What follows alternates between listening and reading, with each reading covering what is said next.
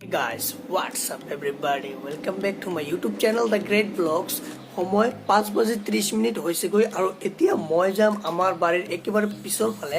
কাৰণ আপোনালোক সকলোৱে জানে যে এতিয়া ডিসেম্বৰৰ সময় আৰু ডিসেম্বৰৰ সময়ত যেহেতু নিয়ৰেৰে একদম সকলো বস্তু ঢাকি ৰাখে গতিকে এই নিয়ৰৰ সময়ছোৱাত পথাৰত যোৱাৰ যেটো আমেজ যেটো মজা হেতু মই আপোনালোকক দিবলৈ যত্ন কৰিম আৰু ভিডিওটো বহুত সুন্দৰ হ'ব প্ৰকৃতিৰ লগত ৰিলেটেড ভিডিও হ'ব গতিকে আপোনালোকে চাই থাকক আৰু নিয়ৰৰ সময়ছোৱাত আজি যেহেতু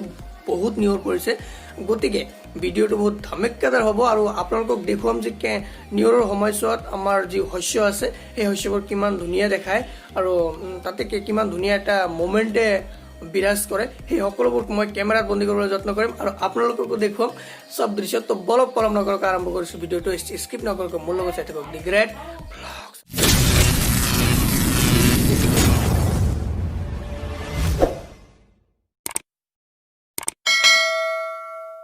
ভ্লগছ আমি একদম মানে ভিতৰৰ ফালে যাওঁ আৰু আমাৰ বাৰীটো পিছফালে আৰু আমাৰ বাৰীটো পিছফালৰ দৃশ্য এইটো আমাৰ পুখুৰী আৰু এইফালে আছে আমাৰ খেতিবাৰী আৰু এইফালে যাম আমি একদম ভিতৰত যাম আজি বহুত দূৰত যাম আৰু আপোনালোকক দেখুৱাম যে কিমান ধুনীয়া মানে চব নিয়ৰে কিমান ধুনীয়াকৈ ঢাকি ৰাখিছে একদম মানে আজি দেখক তো বলক আমি আৰু বাহৰ ফাঁকে ফাঁকে আমি গৈ আছো ও চাওক না কিমান ধুনীয়া একদম নিয়ৰে ঢাকি ৰাখিছে আৰু ইতিমধ্যে পাই গলো যেহেতু এইবোৰ আমাৰ ঘৰৰ পৰা বেছি দূৰ নহয় তথাপি অলপমান আহিব লাগে তো বলক আমি একদম ভিতৰত সোমাই যাওঁ লেটস গো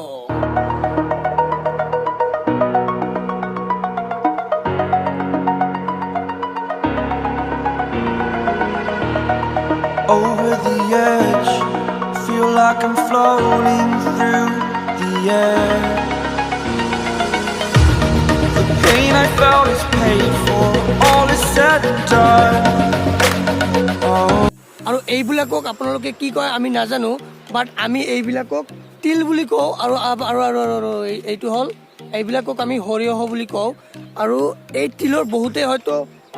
কিছুমানে হয়তো জানে তিল দি আৰু সৰিয়হ দি কি কৰে সিহঁতে হয়তো জানে তেওঁলোকৰ কাৰণে ভিডিওটো নহয় আচলতে যিসকলে নাজানে তেওঁলোকৰ কাৰণে এই ভিডিওটো কাৰণ এই তিল দি তিলৰ ভিতৰত যিটো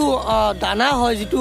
বস্তু হয় সেই বস্তুটোৰে আমি আচলতে যেটো জনা মতে হেতুৰে বাৰুদ বনায় আচলতে আমি বম থমৰ ভিতৰত যিবোৰ বাৰুদ পাওঁ হেয়া লাগিলে সৰু বমে হওক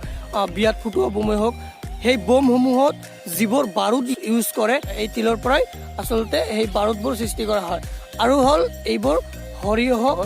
আমি সবজিত যেটো তেল খাওঁ সেই তেলটো আচলতে যেটো ৰিয়েল তেল প্ৰকৃত যেটো তেল সেই তেলটো কিন্তু এই সৰিয়হৰ পৰাই আহে আৰু এই সৰিয়হ আৰু তিল হল কৃষকসকলৰ 3 মহীয়া অশেষ কষ্টৰ ফল আৰু আমি অলপ আগলৈ যাবলৈ চেষ্টা কৰিম আৰু আগত কি আছে আৰু সেই সকলোবোৰ বস্তু আপোনালোকক দেখুৱাম তো বলক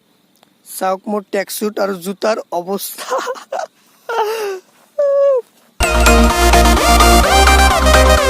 আৰু ইয়াতে আছে এটা সৰু জলকীয়া খেতি আৰু মূলাও আছে দুই এটা গতিকে অলপ দেখুৱাই লৈছো অলপ দেখক আপোনালোকে এইটো হল আমাৰ সৰু জলকীয়া খেতিটো কোনে কৰিছে নাজানো বাট চাওক কিমান ধুনীয়াকৈ হৈছে জলকীয়াবোৰ এইটো আৰু ইয়াতে আছে ইণ্টাৰনেশ্যনেল মূলা এই মূলা খাই আপোনালোকে কিনে ভাল পায় নে বেয়া পায় মোক কমেণ্টত জনাবচোন বহুত এক্সাইটেড জানিবা কিন্তু মই আপোনালোকক জনাওঁ যে ইয়াতে বোলে আৰু এটা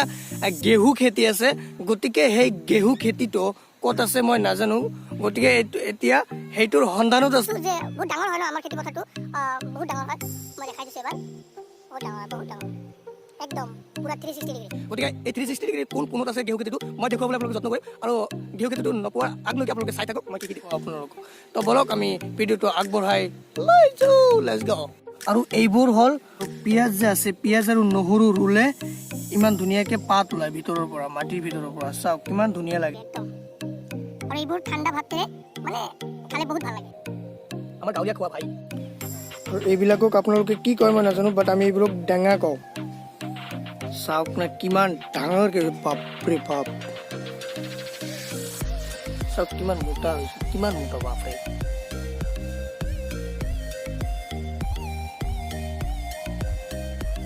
এইবোৰো গাঁৱৰ এতিয়া এটা বৈশিষ্ট্য আৰু এইবোৰ হৈছে গাঁৱৰ একদম এটি বৈশিষ্ট্য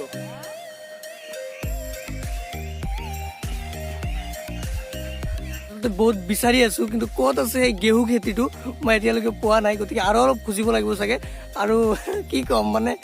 গাঁৱত যদিও থাকোঁ ইয়াতে কিন্তু ইফালে অহা নহয় বেছি, গতিকে আজি হঠাৎকৈ আহিছোঁ আৰু ইয়াতে বোলে এটা ঘেঁহু খেতি আছে। মই আকৌ কৈছোঁ ইয়াতে এটা ঘেঁহু খেতি আছে আৰু ঘেঁহু খেতিটো ক'ত আছে মই নাজানো, গতিকে যদি ইয়াতে কোনোবা পাওঁ আৰু কিবা ইয়াতে দুই এটা ঘৰ আমাৰ আছে ইয়াতে, ইয়াতে এজনক সুধিব লাগিব যে ঘেঁহু খেতিটো আচলতে ক'ত আছে। আৰু এইবোৰ হৈছে ঘেঁহু খেতি। আপোনালোকে যি 30-40 টকা কেজি ঘেঁহু কিনি খায় আৰু যি ঘেঁহুৰ ৰুটিৰে আপোনালোকে পুৱাৰ চাহটো গ্ৰহণ কৰে, গধূলিত চাহটো গ্ৰহণ কৰে, আৰু সেই ঘেঁহু খেতি হ'ল এইটো। আৰু এই ঘেঁহু খেতিৰ পৰাই আচলতে ঘেঁহু সৃষ্টি হয়, ৰুইছে আৰু এতিয়া ঘেঁহু লাহে লাহে ডাঙৰ হ'বলৈ আৰম্ভ কৰিছে।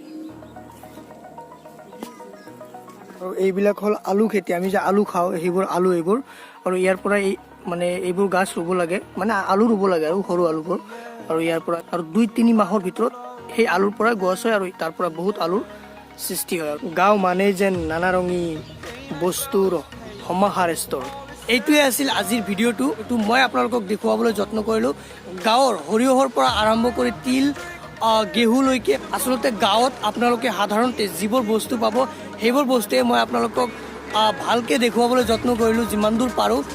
গতিকে ভিডিঅ'টো কেনেকুৱা লাগিল আপোনালোকে মোক কমেণ্টত জনাব, আৰু ভিডিঅ'টো যদি ভাল লাগে এটা লাইক কৰি দিব, আৰু ভিডিঅ'টো ভাল লাগে যদি আকৌ ভাল লাগে তেনেহ'লে শ্বেয়াৰ কৰি দিব। এইটোৱে আছিল আজিৰ ভিডিঅ'টো। পৰৱৰ্তী সময়ত নতুন এটা ভিডিঅ'ত লগ পোৱাৰ আশাৰে আজিলৈ সামৰিছোঁ। তো দেখতে ৰহিয়ে দ্য গ্ৰেট